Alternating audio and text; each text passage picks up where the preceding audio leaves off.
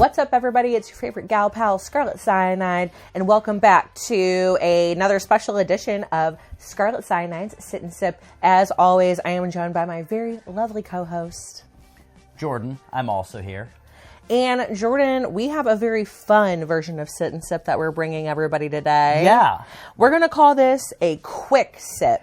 Yeah, I think it's absolutely adorable, and it's called a quick sip because basically, there's no season of Drag Race premiering right now, but we wanted to bring y'all some good gay content still. So what we did this week is we watched The Adventures of Priscilla, Queen of the Desert.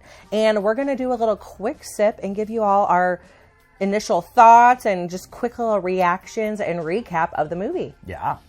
All right, Jordan. With that being said, let's grab a seat, take a sip, and let's get into this movie. So, Jordan, I have to confess something. Gays, forgive me. This was my first time ever watching The Adventures of Priscilla, Queen of the Desert. Somehow, some way, I don't know. I think that's forgivable. This was technically my second time seeing it, but my first time was in high school. It's a long time ago. So, ostensibly, my first time as well. You know, overall, I was so blown away, impressed, engaged, enthralled with this movie. So this movie originally came out in 1994. Yeah. It's an Australian film, and it takes place in Australia. And the cast is amazing. And honestly, I was not prepared for, like, the level of wholesomeness, the amazing, like, truth and authenticity of the gay experience as they were showing it. I wasn't ready for the heartwarmingness. I wasn't prepared for the fact that there's a very, like, woke, carefree child. Like, this movie, I feel like, was so ahead of its time. Very much.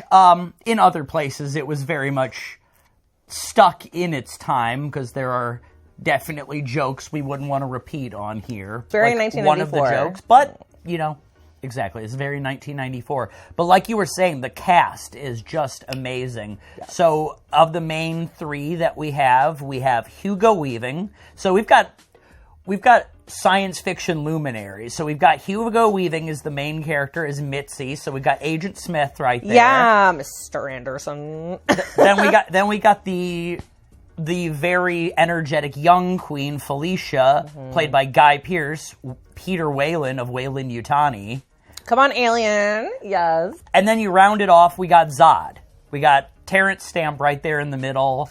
So in case anybody out there is also unfamiliar with the overall plot of the movie, so Priscilla, Queen of the Desert, is actually the name of the RV that... Of their campy. I know, like, come on, Slay. Come on, Slay.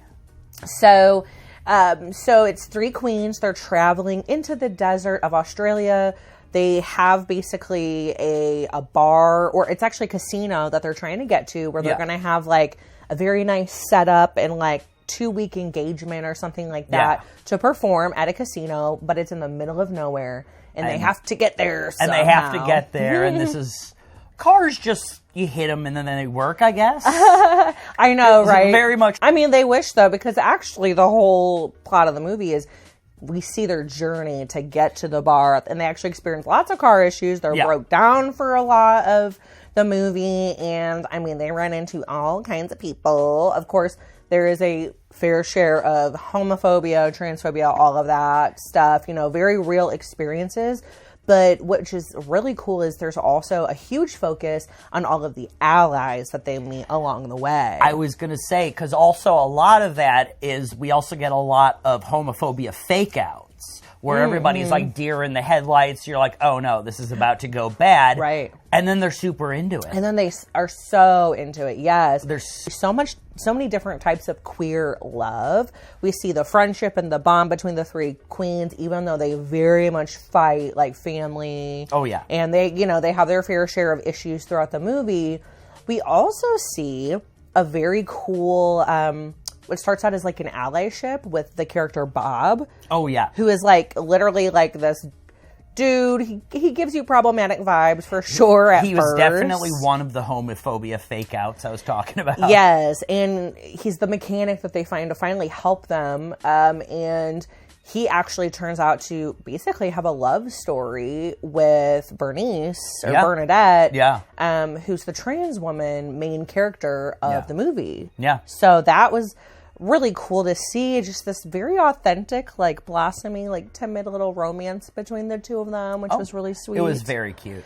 Well, one of my other favorite parts of the plot, speaking of love, is like the very non-traditional family aspect. So one of the queens, we find out through the movie, is married to a woman and has a son, and her wife is actually the person, I guess, that runs the casino or owns the casino and books them for the gig. And, you know, there's always a concern, like, is the son going to accept, you know, the parent that does drag and everything? Yeah. But, oh my gosh, when we finally meet the wife and the child, the wife, first of all, she's definitely queer herself, and they have a very queer, like, it's very cute, cutest, most like loving, wholesome relationship ever. Yeah. And then the child is legitimately so proud of, you know, his dad, you know, for doing drag. And I'm just like, this movie is like gold. Like, everybody needs to watch this movie. It's like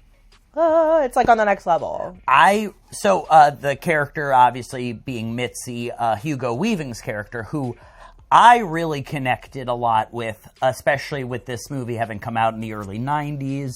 In the 90s, bisexuality got treated very strangely in the 90s. Yes. So I loved having this story of a confused bisexual who was clearly feeling. So the thing about being bisexual, and it's how it always seems to have been, and it's how it still is, there is a lot of bi erasure. Absolutely. And because you're not fully gay, no one's fully gay, or you're not fully straight, no one's fully straight, you know, both sides say you're faking, you're lying, you're just trying to seem one way or the other that you actually aren't. And it can get very confusing, as you can see in Hugo Weaving's character, because sometimes I'm like, does this legitimate drag queen, it sounds like he almost kind of wanted his son to have a problem, just to help him decide if he has a problem.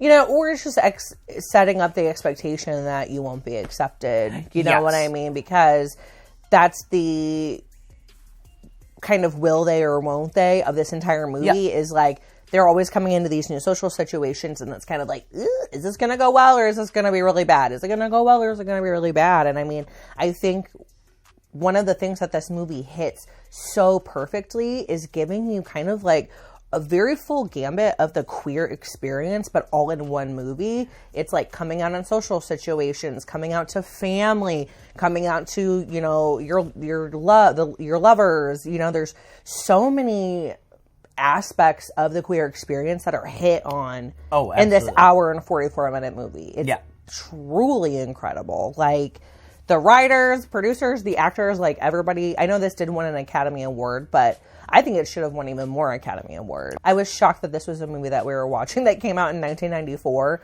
because like the level of awareness and the level of points it touched on, it just seemed like more modern or something than that. It really did. And that's just because it keeps touching on issues that continue to be issues. Right. Oh my gosh. So Jordan, what were some of your favorite parts or like plot points that you wanted to talk about? Absolutely. Oh my God. Like, where to even start? Because this movie is just so amazing. They go into that first bar, and Bernadette is approached by Shirley or Cheryl, who is very aggressively against them. Yeah. And she doesn't even have to read Cheryl very much to get the approval of everyone else in the bar. Right. They're the life of the party in literally the next scene. Yes, I know. Once again, it's the gays bring the party to the boring places. I think that's true. And yeah, it's like, if everybody could just chill out and like get along and not be so willing to hate on people, it's like we could all just like have a good time. Absolutely. That's very much the drag queen message, but certainly this movie about drag queens. Yes. It would be remiss of us to not mention the fantastic, fabulous costumes and just like iconic, like queer moments that come from this movie. You know, it's funny because obviously we watch Drag Race all the time, and, you know, if I don't know exactly what something's a reference from, I just kind of like, okay, well, that's a queer reference, you know. There are so many things that Rue references low-key a lot that come from this movie. Yeah. For a fact, there are definitely some reads that are like just snatched line for line right out of this movie. Absolutely. The ping pong ball. The ping pong ball gag when RuPaul's recreated that moment during a mini challenge as like a joke. Hell yeah. Not her, but she had one of the former queens come in and do it. I know what you meant. But yeah, I think it was Morgan McMichaels. Yes, I will, yes. But love that. Also, though, the wigs, okay? Like the wigs and the headpieces. Oh my God.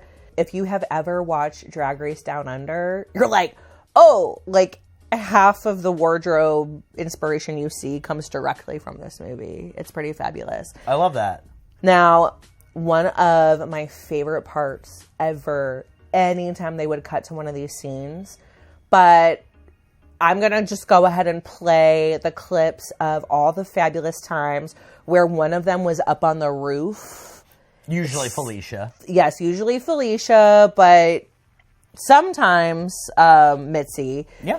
But would sit up there in that giant rhinestone heeled shoe, just with the flowing. And with something just trailing that how long was that trail? It was almost touching the ground 2 car lengths behind. It was crazy. The most iconic, like, low-key, like, ooh, like, that'll make your nipples hard just to watch it. It is just so fabulous. I'm like, I need to move into a bus immediately and just buy yards of fabric and just drive around doing that for the rest of my life. And you kept bringing up in those scenes particularly the difference of it being the early 90s, and that in modern day that would just be a TikTok video, like driving by and like, look at this drag queen on top of this bus. But they're doing this for nobody and no cameras. It's so sad. They're just doing it. They're doing it for the movie. I mean, they're doing it for the camp. Yes, they're just doing it for the camp, for the gay queerness of it. Which is, this movie has literally like recharged my little gay batteries. Like, I've never felt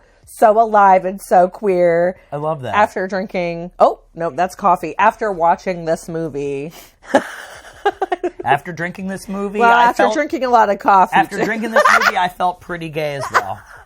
One of my last thoughts, I often love when something evokes a Looney Tunes feel in real life. Oh, yeah. Whether it means to or not. But I'm thinking about when they did the performance around a campfire for some indigenous folks.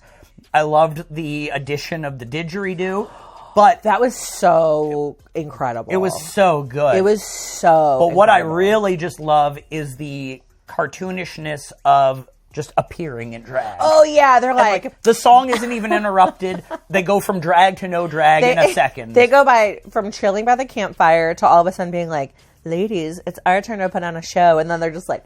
And they're just in drag. And it took no time at all. I love it. And then when one of the people in the audience wanted to join them... Yep. Also, then all of a sudden, bam, now he's in drag.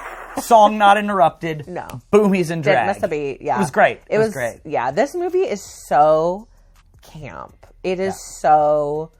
I'm just seriously blown away, y'all. This has instantly gone on to, like, just gonna watch this on repeat. Yeah, it's so good. It's incredible. And, like, I know when a movie gets to be so old, initially you're gonna be like, oh, well, it's gonna be slow. It's gonna be hard to get into. This movie grabs you right away. Right away. Just right away. If you want to check this movie out, you can. It's free on Tubi. Yes. And we are actually going to be reviewing another movie next week that's featuring the very infamous Divine. Yes. Next week, which will also be on Tubi. So we're not going to tell you what it is yet. It'll be a surprise. We'll keep it a surprise. All right, Jordan, this was so much fun. I hope y'all enjoyed this quick sip.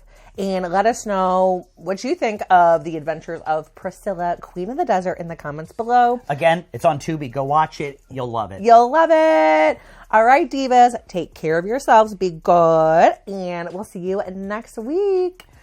Bye.